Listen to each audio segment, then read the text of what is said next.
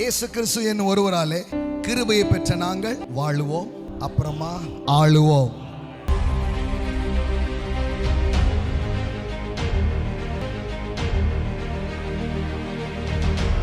கிருபையின் செய்தி ஒருவரை எங்க கொண்டு போகணும் தெரியுமா?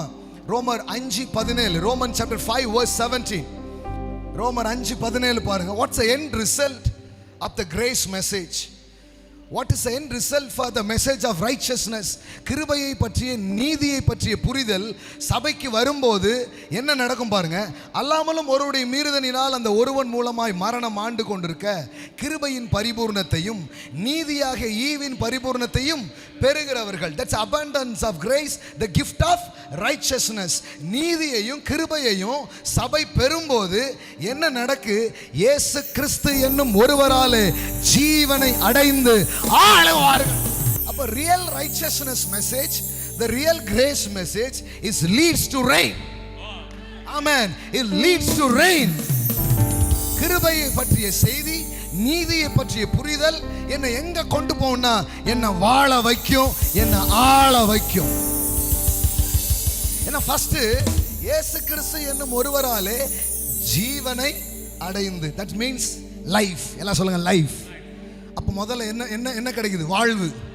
அப்புறம் ஆளுகை. ஆமென். எல்லாம் சொல்லுங்க ஜீவனை அடைந்து. நான் கிருபையை கேட்கிறேன், நீதியை கேட்கிறேன், இது எல்லாம் எனக்குள்ள என்ன கொண்டு வருது? ஜீவனை கொண்டு வருது. இப்ப ஜீவன் உள்ள வந்த உடனே வாட்ஸ் தி ரிசல்ட்?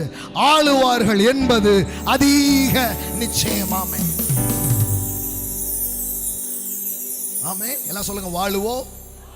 இயேசு கிறிஸ்து என்னும் ஒருவராலே கிருபையை பெற்ற நாங்கள், நீதியை பெற்ற நாங்கள் வாழுவோம், அப்புறமா ஆளுவோம். ஆளுவோம் என்பது அதிக 40 நமது. ஆமென். 234 நமது. எத்தனை பேர் இருக்கிறீங்க? ஆமென்.